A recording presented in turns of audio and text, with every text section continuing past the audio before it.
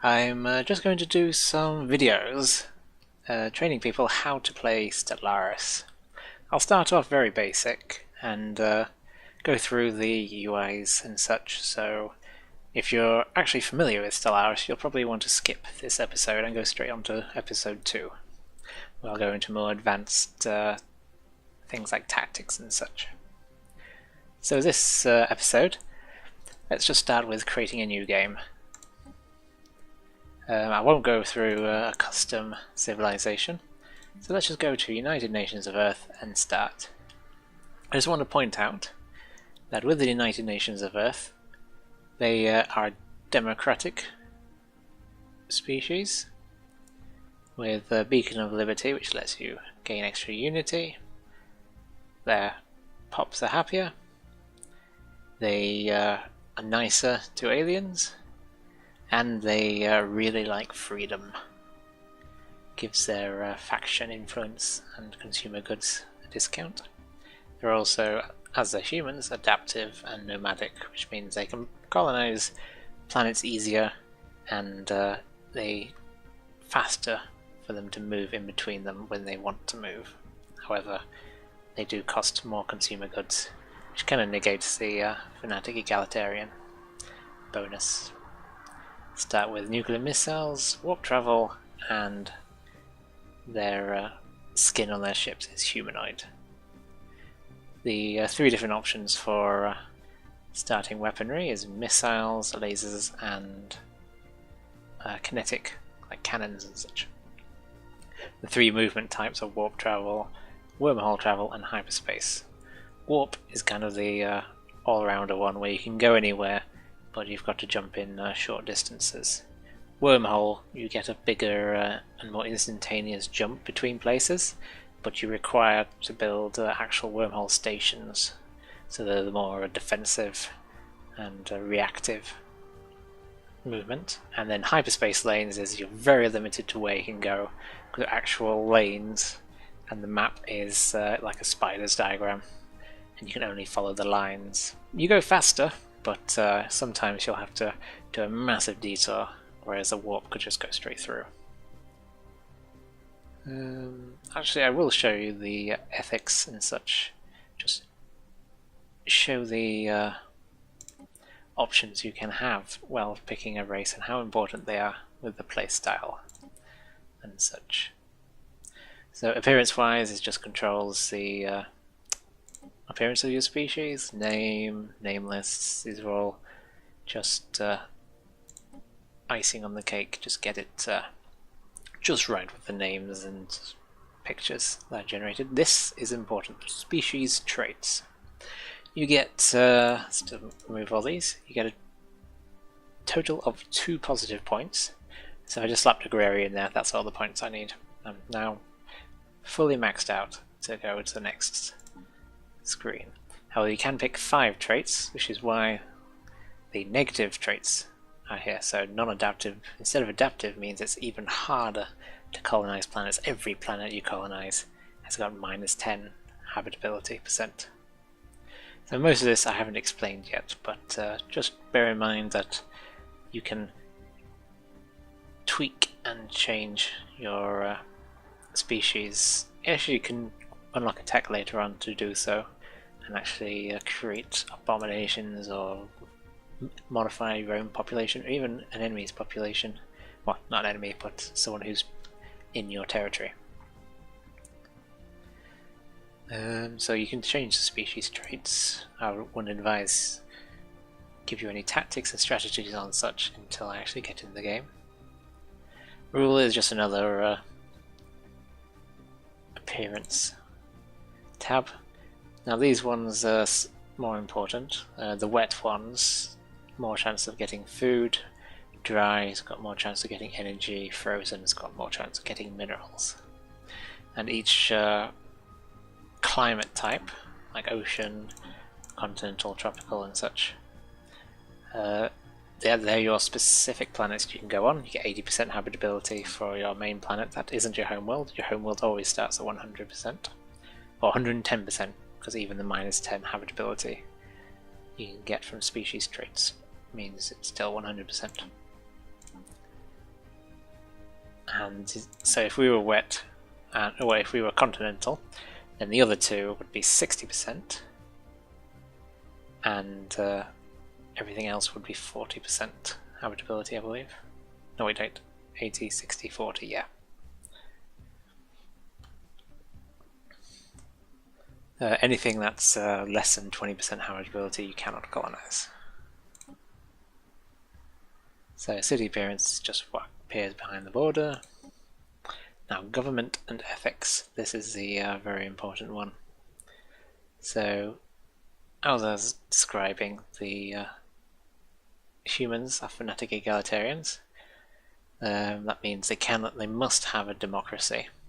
As you can see when you hover over these, it describes them in more detail. They allow utopian living standards, which is very expensive but makes you guys very happy. And cannot have impoverished living standards. That means you can't have the lowest one. So you can have the absolute maximum one, and you can't have the one that actually does a discount on consumer goods. Then xenophile. Oh, and if you picked egalitarian, you cannot pick authoritarian, which allows the caste system kind of picture slavery. Whoever's on food or minerals automatically becomes enslaved. And if you're fanatic authoritarian, you must have a imperial or dictatorial government type. Xenophile versus xenophobe. With the xenophiles, you generally have a cheaper diplomacy, better opinion. You can't deny refugees, displace aliens, or interfere with other cultures that are primitive. Whereas in xenophobe, you can purge, displace, enslave people who don't like you as much, but you can't give aliens citizenship or military access, and you can't accept any refugees. But your bonuses for getting border range and bonus influence from rivaling other empires. Now, militarists, they're all about wars.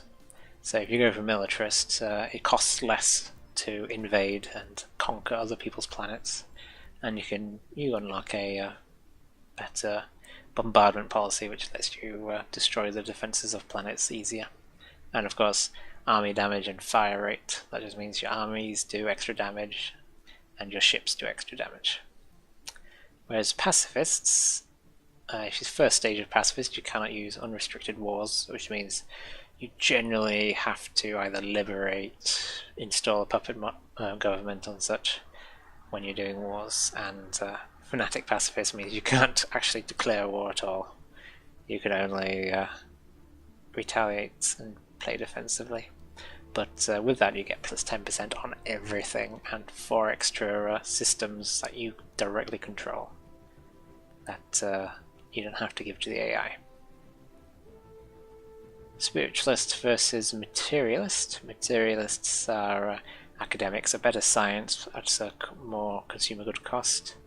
They cannot outlaw AI, and they cannot outlaw robots. And their research speed and robot upkeep or the discount on robot upkeep and the research speed is increased. Whereas spiritualists, they unlock the temple buildings, which are an upgraded culture building, and they cannot give AIs full rights. However, and their governing of the extraction is plus 30, which means if you're really spiritualist, you're more likely to convert other people to become spiritualists that are in your empire. And unrest minus 30, that means that you get a big discount when people are actually unhappy. So they won't actually go out and destroy anything, they'll just send angry letters instead.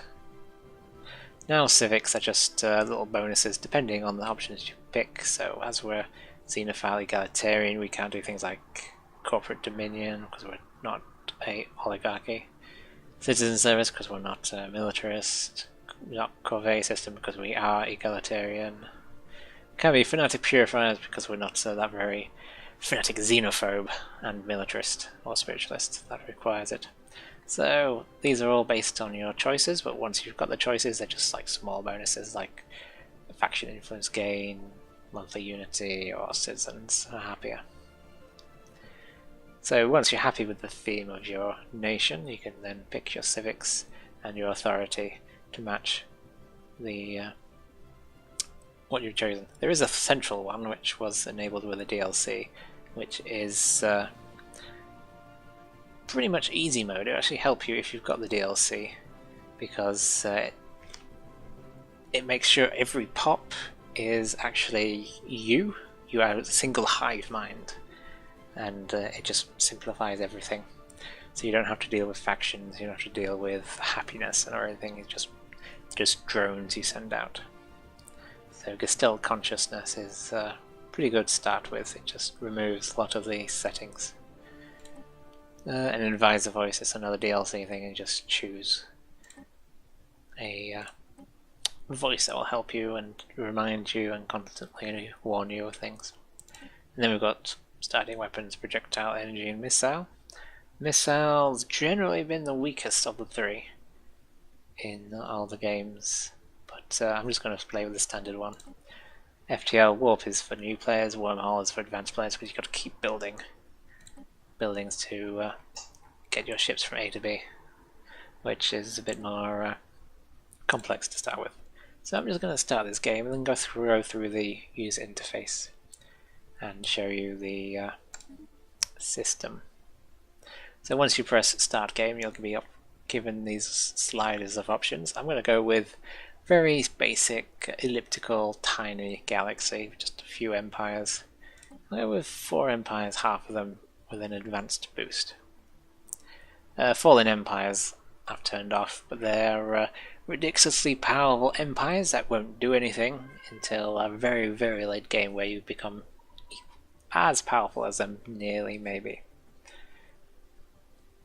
And if they do awaken, which is, I think is part of the another DLC, they'll start pushing their agenda. But until then, they're just a no-go zone. Keeps themselves, just don't declare rivalry or war with them. They will wreck you. Okay, so you get this little blurb based on your backstory. So much has happened since humanity first emerged. Scientist progress has been swift, though still some resent the power wielded by the UN. We'll generally go on to a peaceful exploration of space. Well, not too peaceful, we aren't actually pacifists, but we just like aliens and want to give freedom to everyone. Okay, so this is the system view. I'm just scrolling through by holding the middle mouse button and dragging my way around. And you can also zoom out in one place with the mouse scroll and then scroll in somewhere else to navigate, which I find is the best way. And we've got, to get into the galaxy map, is either E or M, or clicking that button there. And now scroll out and we'll find out we're in the very south of the galaxy. And if you want to just click on a planet, you just click on it, left click, and back, you're in there. You can also click that, or double click to bring it up, and such. So this is the planet we're on, Earth. Capital world, governing ethic attraction plus 100%, so very, very rarely is anyone on our planet that's not one of our major ethics. So we've got resource output of plus 10, energy plus 8, minerals plus 1, unity plus 1 of engineering, society and physics research. We're currently giving 2 food to the global food, and we have 8 pops on a 16 planet. So if we click on the surface, and there's a Governor Linseamer that's giving us a bit of bonus. The Governor will control all planets in our sector, and our core sector can go up to 3 planets before it starts doing a massive penalty. And that's where we give it to a different sector where the AI controls it instead. So here we go. So this is our planet. The first thing you'll do once you load up is to decide where the next pop is going to go. So once I import it, one of these 2 tiles, the food tile or the physics research tile, is going to start developing a population. You can, at any point, start dragging your populations from side to side and pick a different tile to develop. If you drag someone, or they are born or created on a tile with no resources whatsoever, then they will be absolutely useless and the system would warn you about it. So what I'm going to do is I'm going to clear the sprawling slums for here, because there's 2 minerals is very important for us.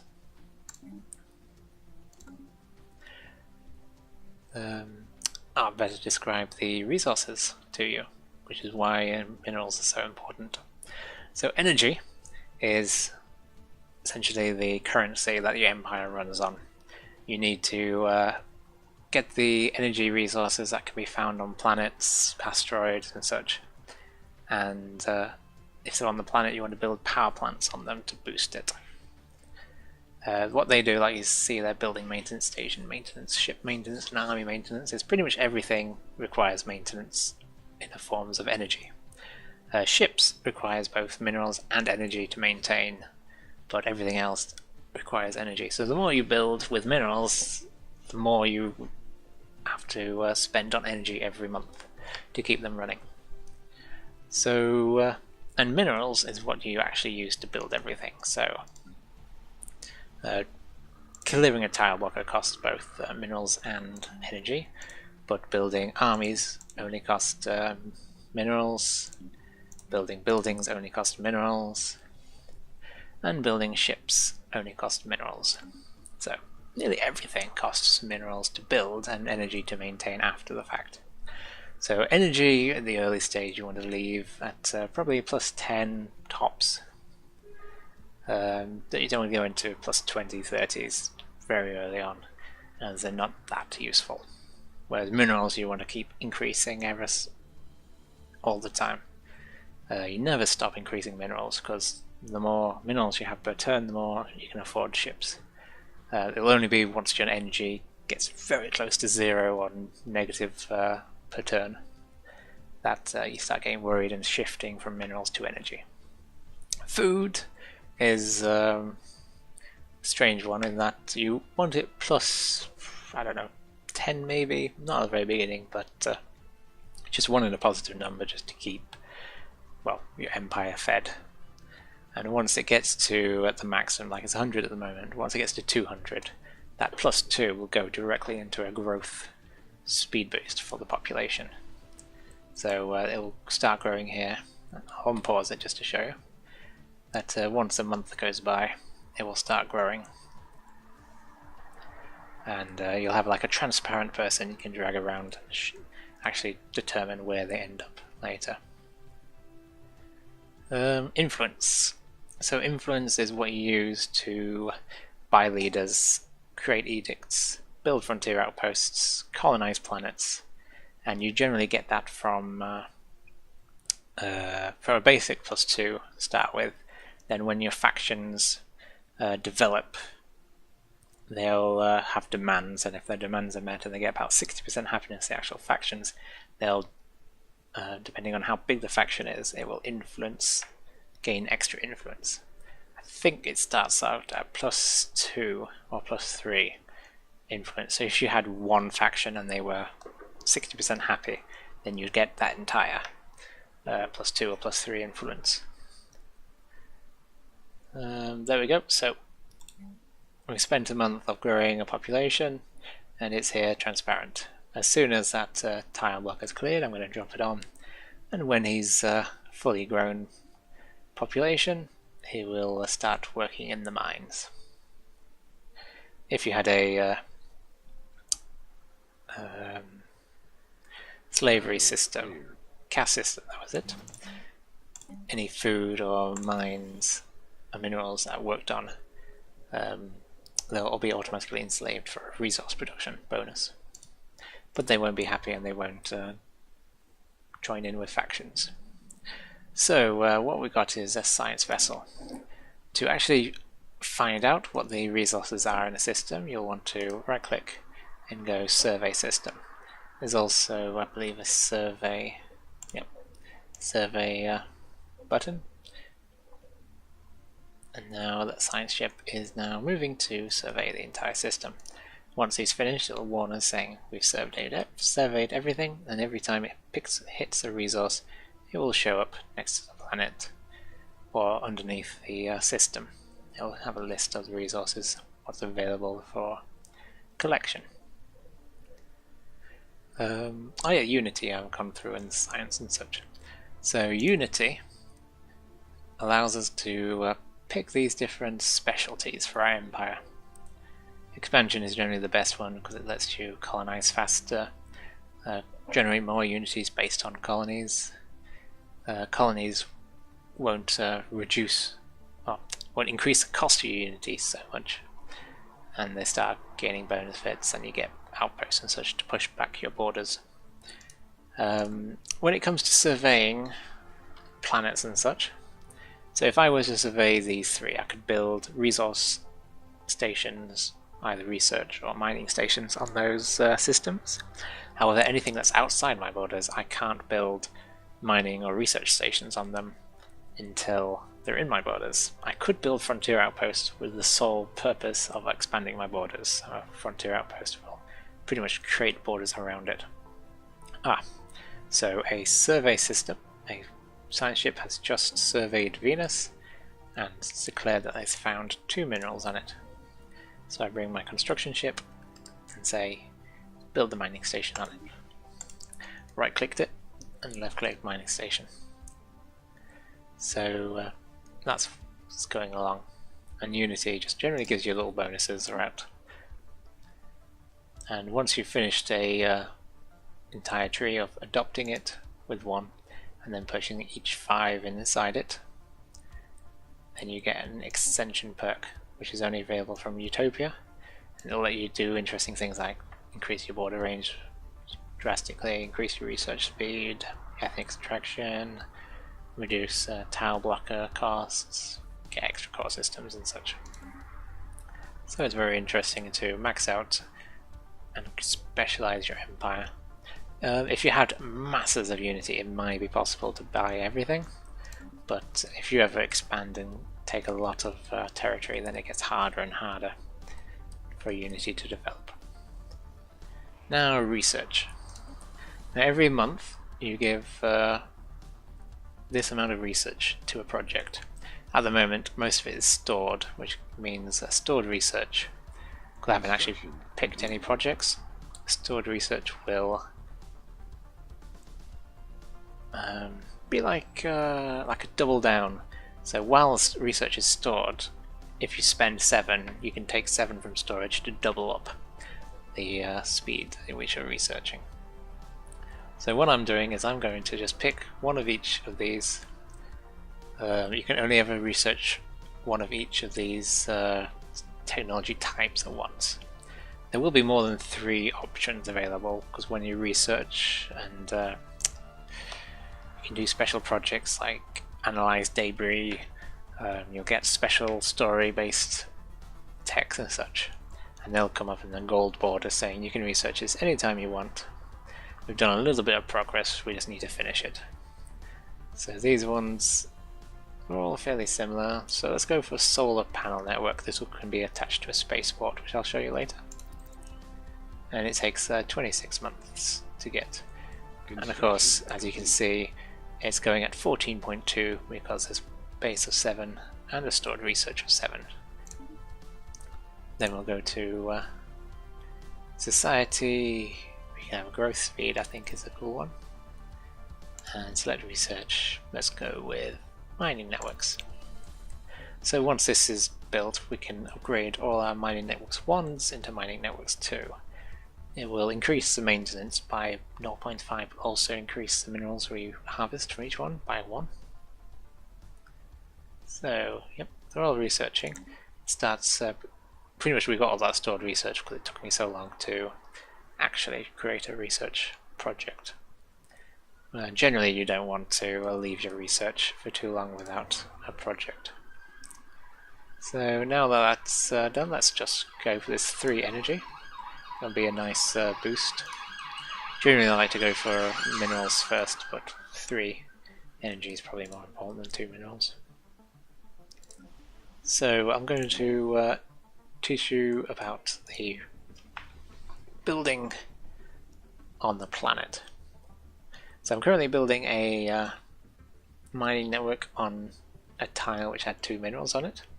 So as you can see from the mining network, it actually generates 2 minerals, and there's 2 minerals there, so a total of 4 minerals.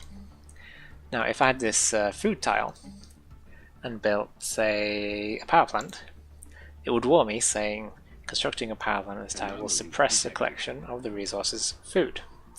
What this means, and what happens to all tiles, is that if you want the resource it starts with, what you need to do is build a building which matches that resource. So that natural one food will only be applied if the pop develops it naturally. So you can actually pick tiles and have no buildings on it, and that, if a population was on there, it would generate 1 food. But when you look at a developed location like 5 food from that farm, 5 food from that one, it's generally much better to actually build up the tile. So at the moment that's 1 food. We might not need food because we've got 2 food here, 5, 5, 2, and such. So we could change that into a research lab later. But if we wanted to boost growth speed, we'd build a hydroponic farm on it and give it from 1 to 3.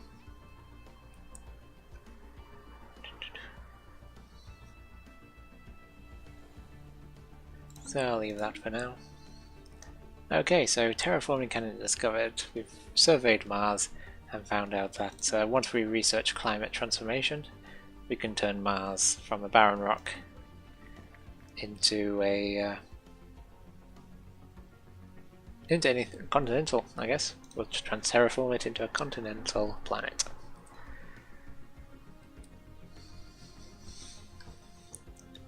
Okay, so let's go with spaceports now. So if we select a planet, we've got 4 different tabs: surface, planetary summary, armies, where we can build more defense armies or build assault armies. Assault armies is the way you actually take control of a planet in wartime to gain war score to then force your demands. You don't actually conquer planets directly unless you're a very specific race, I think. I don't think any player character or player empire can actually conquer planets directly. They're generally crises and genocidal robots and such that can do that. So what you do is you build your armies up, and once your ships have bombarded the planet enough, you can then send your assault armies in, and once you control the planet, it's like plus 5% at minimum to your score, and once you get 100 score you can enforce all your demands, or if you're like 60% you can enforce most of them, and so on and so forth. It's a very I would say diplomatic, but it's a grand strategy game / 4X game, so it's not that easy to conquer the entire galaxy, even though it's a tiny galaxy here. So just to describe what warp does, so I've just picked up my assault fleet, and we're now telling them to go to the next system. So what I'm doing is I'm just going to fly around, explore the thing. I'm holding shift and right click at the same time. This is giving me a nice pattern. So we're just going to scout out a few territories. Okay, so my survey ship is just flying around, surveying this system. So as I've got plus 10 energy, I think I'm just going to skip that one and develop Titan. And well, because I've finished describing things pretty much, I'm going to speed it up. So I'm going to go through the windows here. So start with government window. This is just a brief window showing you what your place is like. So generally when your science ship goes around, occasionally it will do anomalies. These are special projects which could have a risk of the science scientist in the science ship getting injured or destroyed. But as it's only a 10% chance of failure, I say yeah, let's go with it. Just have a look, see what's there. Generally, anomalies will give you a really big boost or a like stockpile of resources, or even develop a story out of it. But I'm in the government window here, and we've got President Dolores Mwanga. I think I said that right. She's skill level 2 out of 5, so Unity production is plus 6%. She's also got these ruler traits directly for her, and investor, so energy credits are higher, and expansionist, so frontier outpost and colony influence costs are lower. So extreme storms have been found on Neptune. So that is a very 3 physics planet now. So I'm going to survey Fielder 2, hold shift, right click, survey systems. So I've now stocked them up. So it'll survey all those planets before asking me or warning me that it's asleep. So when you see a red icon with 3 Zs, that's generally a warning that it's not doing anything. There's what you want with a fleet is generally an orbit icon, because then they'll have less upkeep and won't cost as much. Okay, we've just developed enough Unity to get our first. Oh, we found some aliens. Interesting. Enigmatic spacefarers encountered fellow wanderers among the stars. We'll need to research them to see what they are and such. So I'm going to go with expansionist, just to develop my colonies and such quickly. Now, yep, so construction ships is idle. And we don't like idle construction ships. Let's go build another research station on there. Get it going. So every research station we have, let's see that one, research or mineral station, apart from the ones actually on energy. Let's see, there we go. See, it says maintenance 1 energy. So every station we build has at least 1 energy maintenance on it. I think Frontier is 3 energy. So a Frontier outpost just to get 1 point of resource is useless, but generally they'll get multiple systems with up to like 30 resources in the area. So that's the government tab. We'll go with contacts tab. These are all the empires we've found. As you can see, we haven't found anyone yet. I believe there's only going to be a few primitives for AI empires in the entire quadrant. There should be neutral empires as well. So what we've got here is every democratic empire has what they're called mandates. Now, that many mandates are generally mining or research, and if you're a militarist, it may be a build lots of ships mandate. So this one says we need to build through 4 mining stations. So once I build that research station, I can then build this mining station, and it will get me the mandate. What happens once the mandate is complete? We'll get a reward between 80 and 175 influence. Investigate Hombres. So we found some aliens on the Hombres system. So let's Hombres. Let's start researching them. It's going to pause our society research, and then it takes 7 months to. As you see, it's busy with Spectral Project. Then once we finished those 7 months, we should find out who these Hombres are and can communicate them if they're sentient.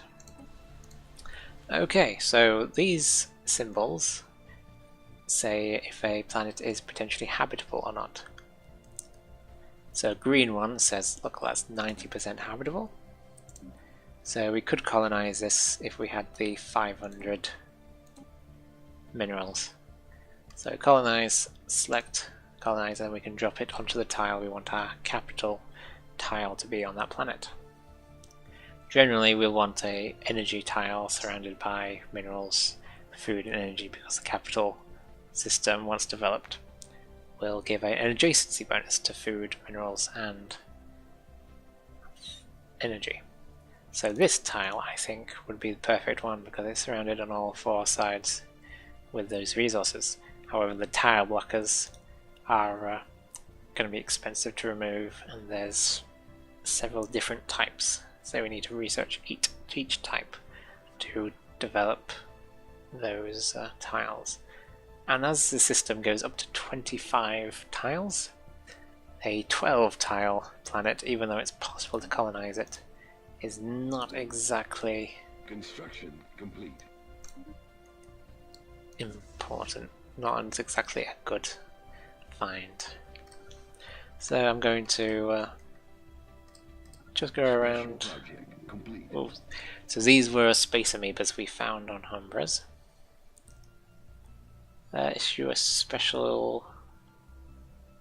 So let's just research them peacefully. So we finished the spaceport mod, so we can now build that on our spaceport. And let's see about. So these modules are what we can attach to ships.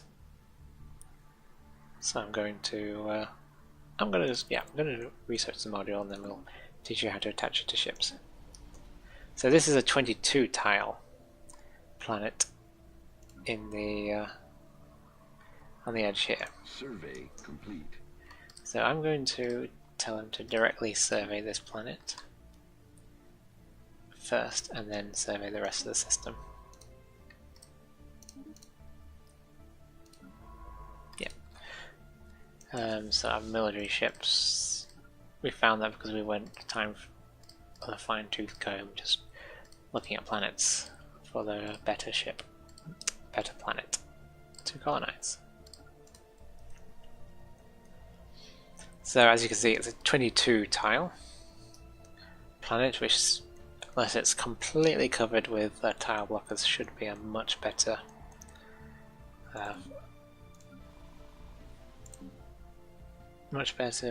match for our empire. So our guy has grown fully. He's now in charge of that middle Technology discovered. location, and then we also researched in the time better mining networks. So I'll get one building and then research something else. Yeah, level 2, normally level 2 is good enough. Generally, I say only research anomalies that you are leveled for, or at least match that level. Now we can research this, we can get more capacity for minerals, and you can get a mineral processing plant, which gives the planet is on plus 10% minerals, and also produces 2. I think that one's going to be the best one, because minerals do make the empire better. So this is our planet. As you can see, it's a lot of food, so really powerful minerals around. I'm just going to pause this as we look at this planet, because every time you look at a planet it's like a puzzle to find out where the best location for a system is. So like this, so the capital does energy and unity. You'll never find unity lying around, it's only on buildings. So if I dropped it here, we'd have minerals, food, but nothing, not a fourth one, and you'd have 2 energy. So this might be the best one. However, this one's empty, but you've got food here, food there, energy or minerals there, and a spare tile which could be used for food, energy or minerals. So that one would probably be perfect. It won't be a good head start, so you'll lose out on the instant energy, but eventually, in the long term, once the tile blockers are removed and such, you'll have a max +2, +2, +2, +2. Actually, if it's larger than our homeworld, as it is, it might actually make it our capital, and then it'll be +3, +3, +3, +3, and be quite decent. So yeah, I'm going to bookmark it and say that is where we're going to place our colony ship when we come around to it. Swirling Shadows. Okay, this one's pretty intense. So I think it's on Sirius 3. So yeah, once we colonize that, we'll then immediately have Shadow play. Shadow drift across the surface of this planet, forming shapes of apparent intent but in indeterminable meaning. Okay. It'll give you 6 society research, which is quite powerful. And while we wait for that, we can always just build research and mining outpost. I'm going to just build on the minerals for now. So kind of rush that 500 minerals to get serious. Yes, spaceports. There's also the rally point option you can have on fleets. So we can set rally points or remove them on fleets and planets, just to say once we build a ship, go straight here. So I've removed the rally point on Sol and left it on the first fleet. So any ships we build immediately dock and join with the 4th fleet. So spaceport is the final tab. And here's where we can build extra corvettes, construction ships, science ships, spaceports or colony ships, or spaceport upgrades. So we did research a solar panel network. What this does is it pretty much negates the 3 energy maintenance required for a spaceport. So I'm just going to build that and attach it to our spaceport. And it will give us 11 energy to turn instead of just 8.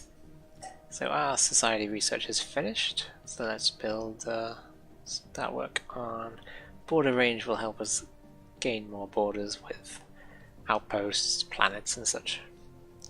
And farming subsidies, or eco simulation, will give us farming subsidies, which is an edict which can be attached to individual planets. And hydroponic farms too, gives 1 extra food at a cost of 90 minerals, 180 seconds or days, and 0.5 energy. And Pytherian dust will just reveal anything that's inside our territory. And once we collect it, it will give us plus 10% to all our food. Construction complete. I'll go with border range, just to, because I don't know if there's going to be any Pytherian dust, and food isn't exactly important at the moment. I say that, but we're only on like 1 tile of food. So,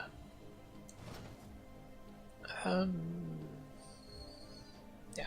So I'm just going to leave that guy there, wait for until we reach 500, and then colonize this local planet. Habitable world survey. So this pretty much happens every time, every game. You can either say I don't want to do it, plus 20%, plus 20 influence, or say I'll research all these different planets. Log updated. So habitable world survey, we need to survey 8 planets that could be habitable. So I'm just going to take my science ship and tell it to survey about 5 of these planets or systems. And if there's any habitable planets on any of these systems, it'll add to the pretty much job queue or checklist for that, and once we get it, we get a bit of a bonus.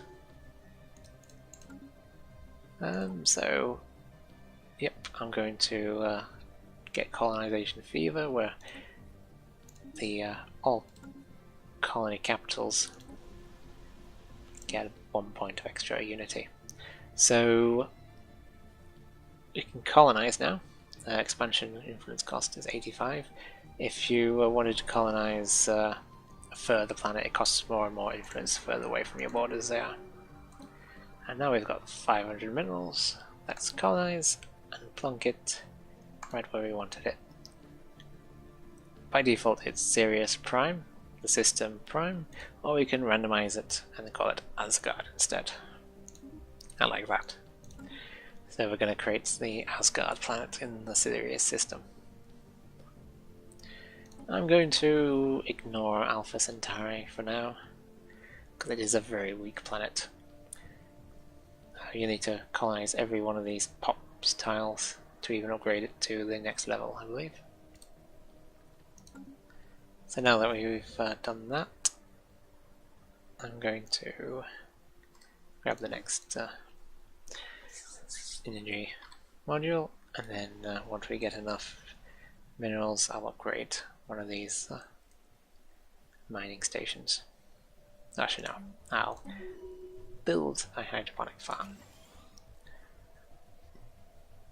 Because once that population is, or pop, is fully grown, it will remove our last piece of positive food per turn, and I really want it to then get compensated for with that 4 food, so we can get 4 more populations before it becomes a hassle.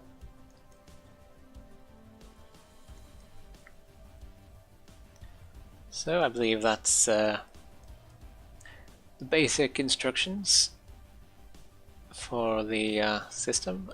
I will just go through strategic resources. So strategic resources, you can research them with technology, like the Betharian dust.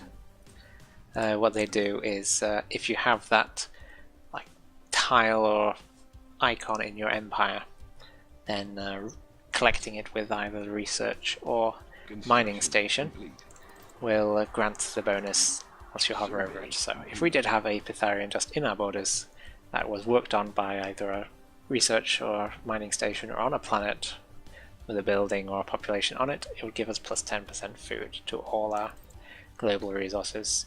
And you can always, if you get multiple Betharian dust or multiple any strategic resource, trade it with other people so that you can have the bonus for as long as the trade deal is active.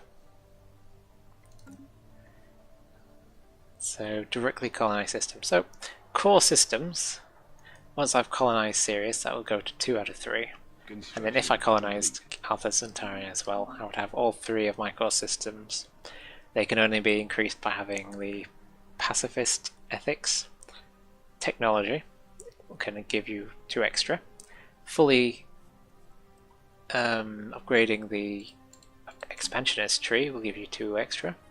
The traditions.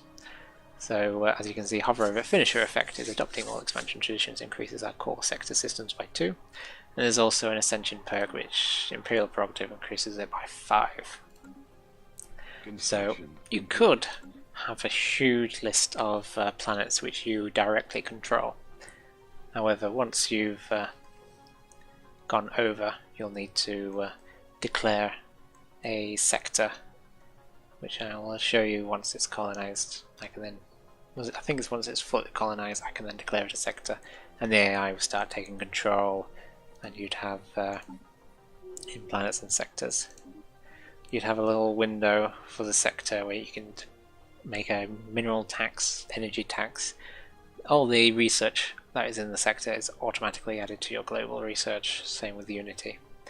But energy and minerals is stored within the sector so they can build their own and maintain their own ecosystem. So once we do have a second planet, we can do create new sector and add that planet to the sector. But generally the beginning planets you want as your core system so you can fully develop them before heading out. I'll just build the last research station here. So the first human colony with touchdown, it's a momentous occasion, and we get a little bit of extra stored research. It'll boost our engineering. And we've automatically gotten a little bit of borders for the planet, and now it's starting to expand the quicker it develops.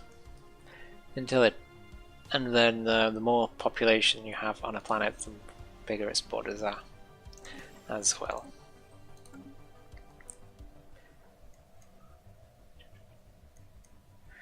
And with construction ships we can always get, there we go, frontier outposts cost 170, we got a minus 15% because of the president's traits, but it costs 170 minerals. It would cost influence based on where we want to place it, and its upkeep is 3 energy and 1 influence, because we only get plus 2 influence a turn. If we built 2 frontier outposts we would have 0 influence, and if any of our leaders die we would eventually have no money or no influence to keep buying leaders, because there is an age to them, and they will die.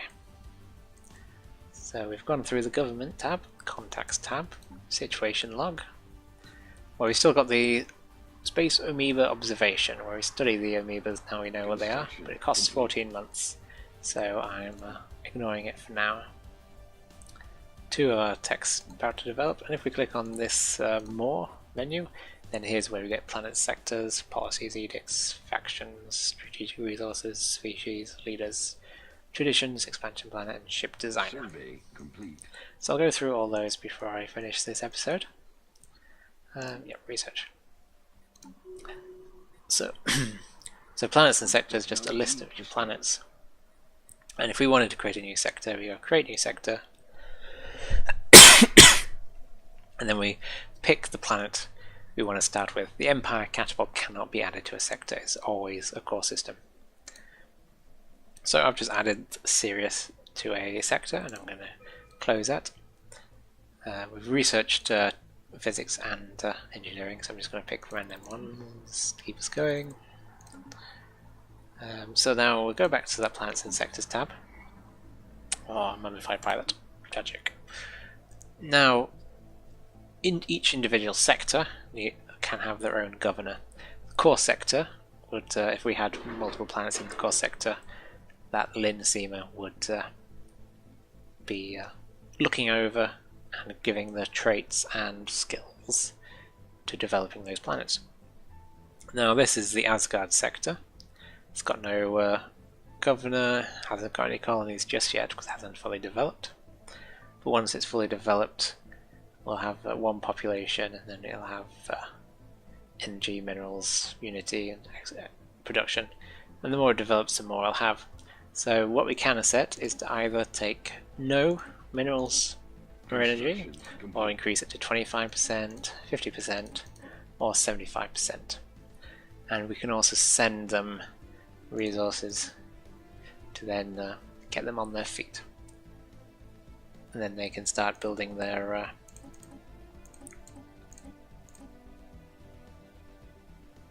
infrastructure. Once they've fully developed and they've got a ton of resources and such, we can then drain 75% of their sector stockpile immediately. So you could, but that costs 100 influence. If you're in a defensive war, then someone's declared war on you, that gets reduced to only 25 influence. And sector settings, you can say what you want them to focus on: balanced, agricultural, industry, research, or financial. And then this is what you can allow or disallow them to build. So you can allow them to colonize other planets around their sector, within sector borders. So if they had created a huge sector border, they can actually colonize the spare planets inside, terraform them to being nice to them or such. And if you respect tile resources, it will never overbuild a planet. So a food tile will always have a farm on it, an energy tile will always have a power plant on it. Anomaly detected. And the other settings, redevelopment, says allow you to take a building down and put it up with something else. And build robots, just allow them to build robots. So let's just say respect tile and colonize. Okay. So once they're up, they can. But this is just showing you how to do it. I wouldn't recommend doing this at all. So I'm going to just remove that. And now Asgard is going to become part of the core system, with our core governor overseeing it. And now you can see the borders are expanding now that the system is developing. So that's sectors, policies, and edicts. So this is the policy screen. Your default policies are all dependent on what your ethics and such were at the beginning. So as we are xenophile egalitarians, we've got a peaceful first contacts, land appropriations prohibited, resettlements prohibited. We've got a lot of freedoms. Orbital bombardment is limited. It's the best we've got before becoming militarist. So we had orbital bombardment light. Pacifists, empires might like us more, but it means it'll take a lot longer to conquer a planet.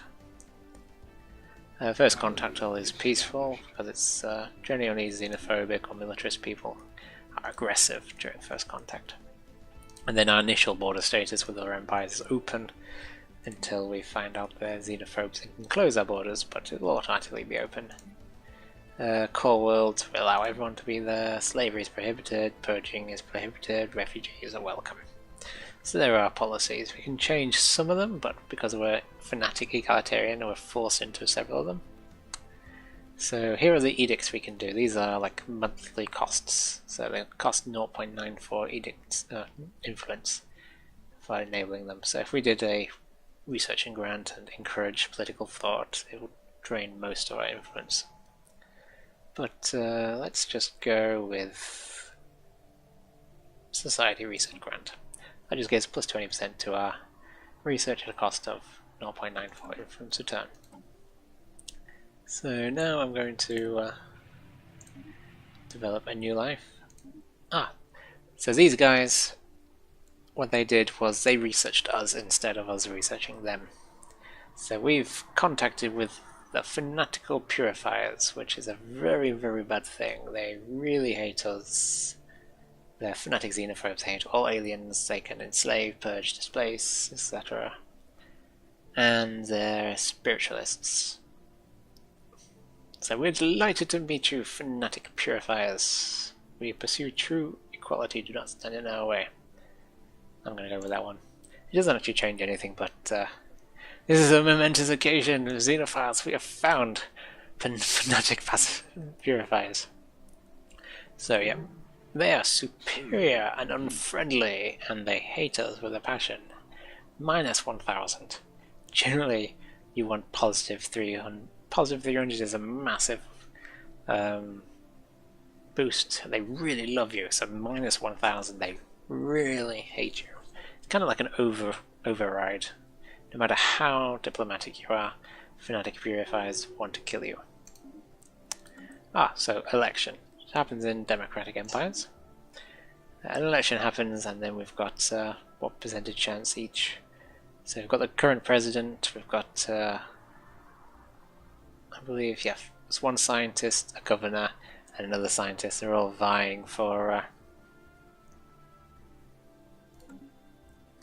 the presidency, so I'm just going to let that happen. Anomaly detected. Not going to interfere in any way. Yep, research. So now we've got Asgard, we've got a population developing here. It's on the ship. What the ship does is it gives a little bit of extra governing ethics traction and one extra unity and resource. So our president, Linsima. So our governor is now our president. Home in the sky and warlike. So our army and ship weapons are more powerful, and spaceport and module costs and such is cheaper. So if we go to Asgard spaceport, we can actually build a spaceport for cheaper. There we go, spaceport.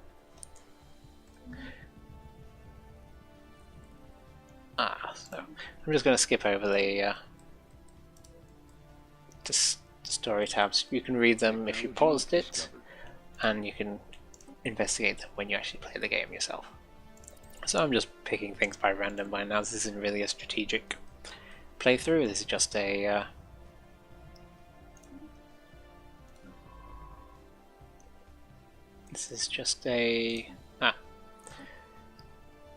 I got from a science ship from a event, so I'm just throwing another scientist on it and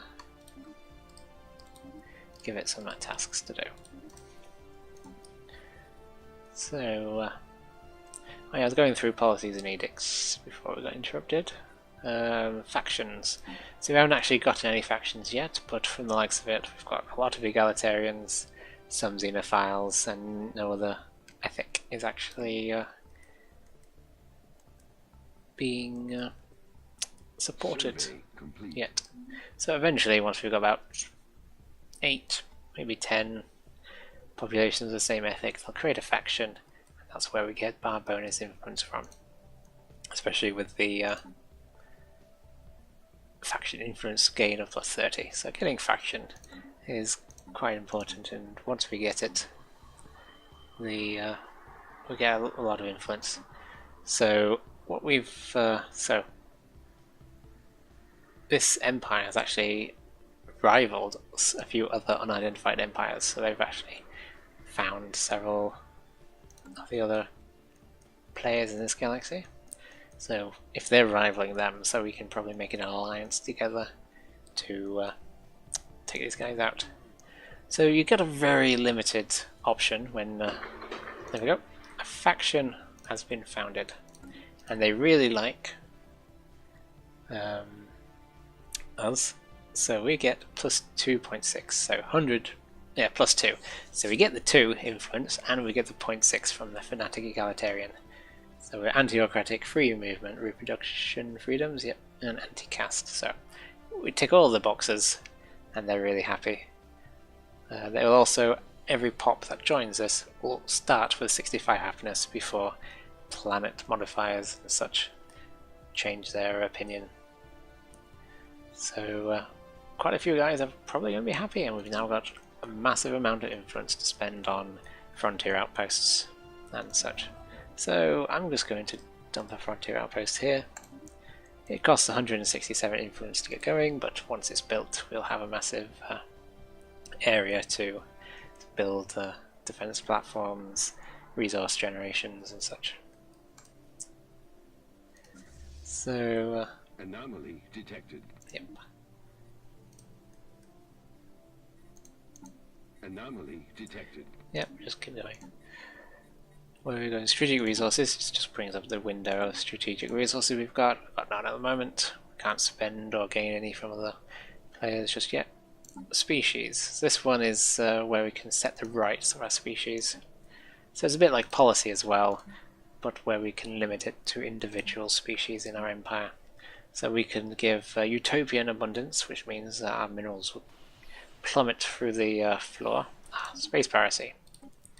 So space piracy event generally generates a pirate base around the edges, and what we really need is ships. So I'm going to build 2 corvettes on each up is down. Okay.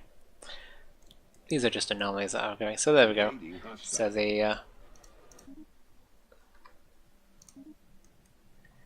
So the pirates are coming from Clue, I think, and they're just chasing our science ship at the moment, and it's coming towards one of our planets to bombard and blow up our resource. So what we can do is recruit an admiral just to give it a little bit of extra oomph.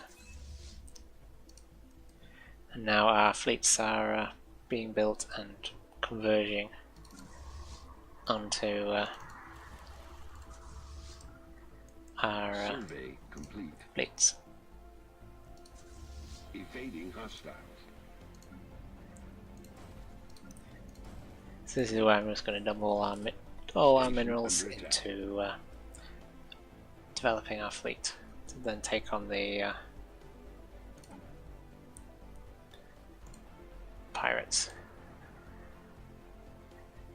So the Xeno Justice Movement, now that we have more than one faction, we'll need to keep both of them happy to get that 2.6 influence. Technology discovered.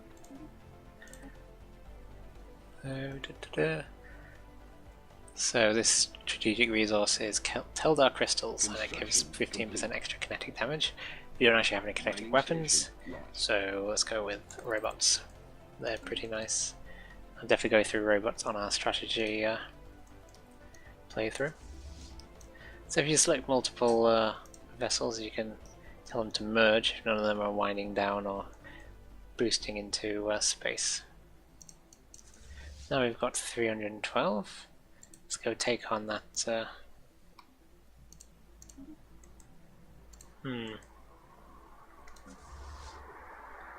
Evading hostiles. So they came in, destroyed one of our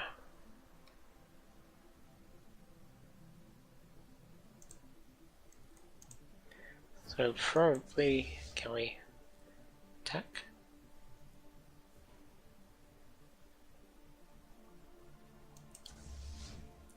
Nope, it got away. So it's going to probably go back to the pirate station. Just wait a few seconds for the wind down to complete. Merge the two fleets and then head off to there we go. Head off to the pirate station. So we've got 352 combat strength, and we're going to take on their 169 combat strength. They did manage to destroy one of our resource outposts. Engaging But, enemy fleet. there we go. So now we've got combat. We can click on this to see the balance of power. It's massively in our favour. And oh, we just found the pirate station, so it's shifted into their favour when we're taking on two at the same time. Complete. Technology discovered. So now we're close to losing one corvette. We haven't actually lost it just yet, but yep, we managed to complete that. Survey complete. Without... what the... ah. Okay, what just happened there was we nearly got to destroy the pirate station, and then they built a frontier outpost which pushed their borders over that system and caused our fleet to flee immediately into the ether, and then it's going to reappear on the Sol later. That was annoying because I've just built a frontier outpost here to try to expand our borders, and it didn't actually go very far. It just kind of kept them from going too far into our borders. So the next one we'd probably want to build is here, just to make sure they can't stick us into the ground. So your influence can upgrade with techs as well. I think there's about 3 of them. So influence will increase, just want to keep it at probably +2, +3 maybe, just to make sure you can afford leaders' edicts and the occasional frontier outpost. Just go through, I'll pause it now, just I'll go through the rest of it, because I am not happy with how big and intimidating that phonetic purifier is. So expansion planner is just a window that lets you check. So you've got the Alpha Centauri and a barren planet that could be colonized. And I'll show you how big they each are and what the natural resources are on each planet.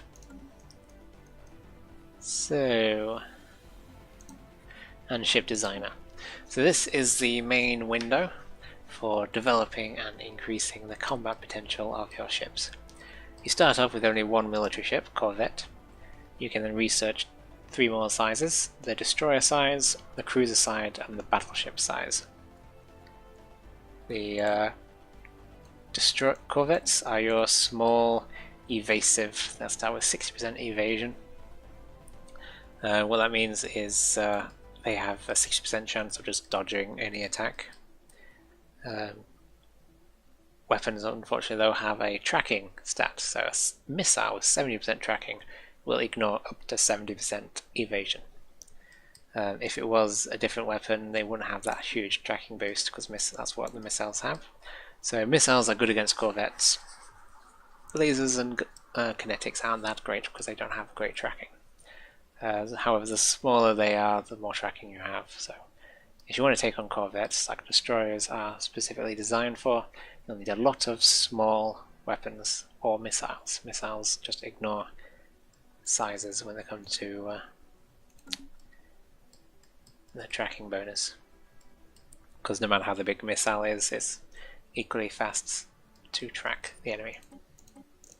So these are the neutral components. So if you just build research better thrusters, you can go from thrusters 1 to 4, and they cost more minerals and more power usage.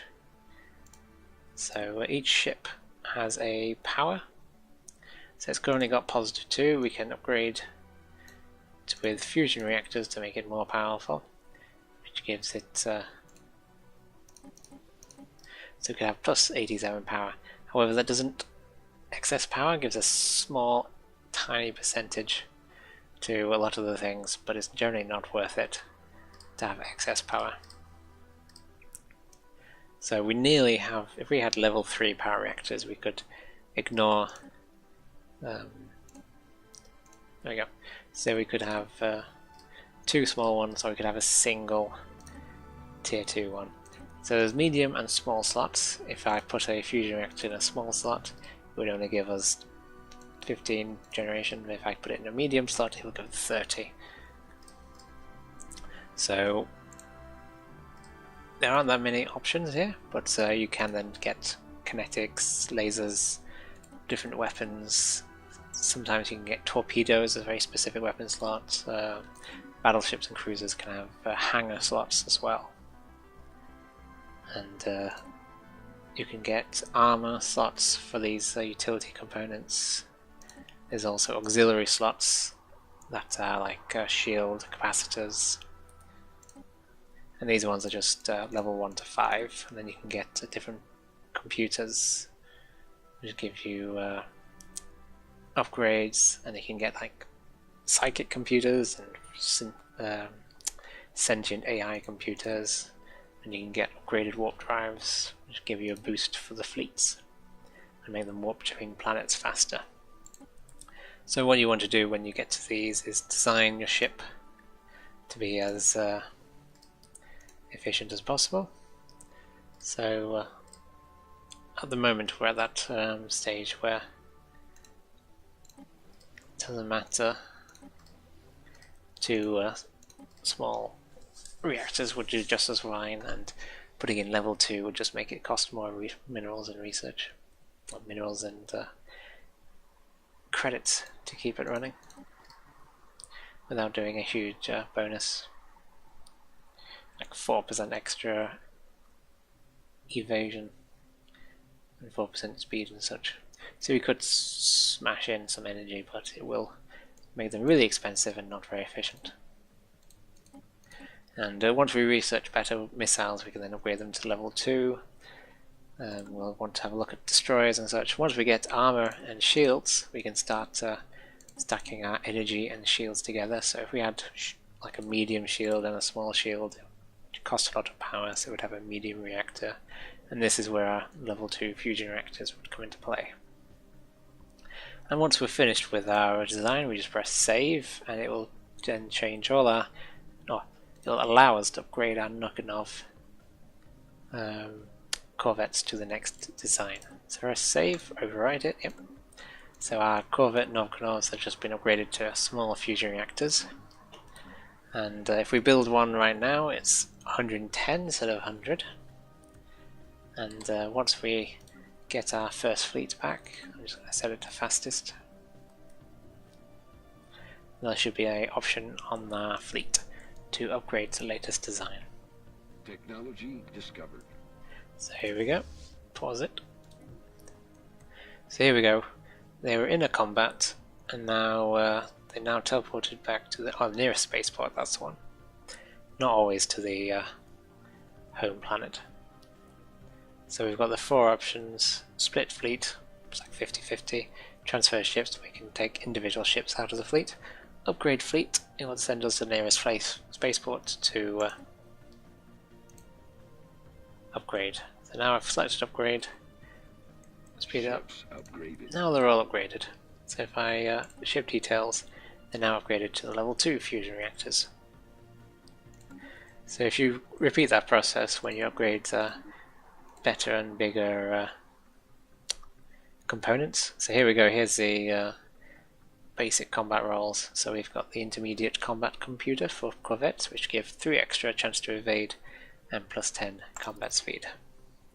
Let me just go through with it. And here's nano composite armor.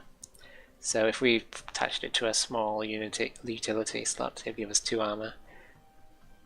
Medium one would give us 4 armor, and there's no large component on corvettes, but if there were, it would give us 8 armor for a large one. So what I'm doing is I'm changing my research around just to show that once you research it, you can then start attaching it to ships. So And you can also, when you've seen Asgard, you should see there's a few tile blockers here. And that is because we've actually owned a planet in our system, or we've actually got planets within our borders with tile blockers. We actually have dense jungle can be removed if we research this. So once we've researched that technology, we can then start spending 100 energy and 100 minerals to just remove these tile blockers, which will allow us to place our guys inside them and start producing.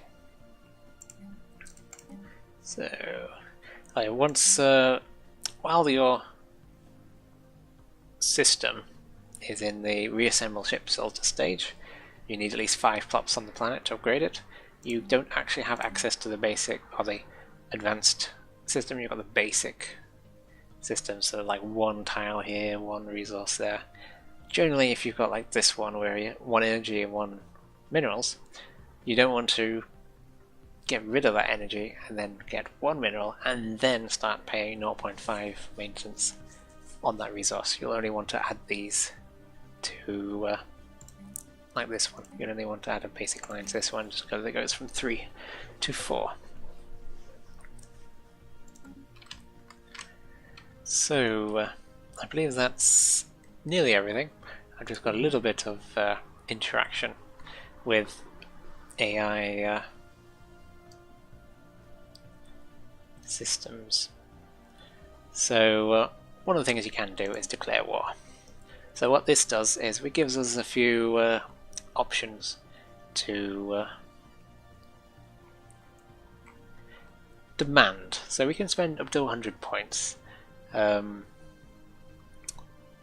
The militarist ethic allows you to make it cheaper, and there are technologies that will make these cheaper. So, because if this was a massive 50-star system empire, then it would take multiple wars to conquer all their planets.